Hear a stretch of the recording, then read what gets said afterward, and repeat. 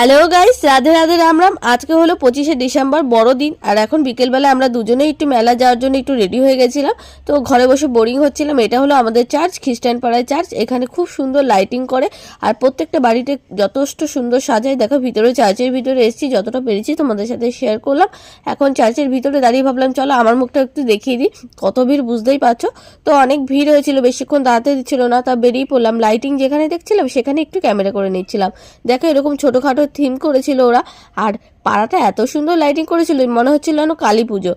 দেখে খুবই ভালো লাগছিল, চারিদিকে গান বাজছিল, কেউ নাচানাচি করছিল। দেখো থিমগুলো কত সুন্দর। তারপরে চলে গেলাম আরও একটা পাড়ায়। প্রতিটা পাড়ায় কিছু না কিছু সাজিয়েছে।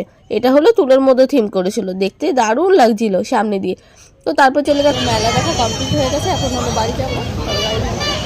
তো এখন 8:30 বাজে, ভাবলাম চলো বাড়ি যাওয়া যাক। অনেকটা ঘুরলাম, আর ঘোরার কিছু নেই। তো রাতের ডিনারে ছিল বিরিয়ানি, খাওয়া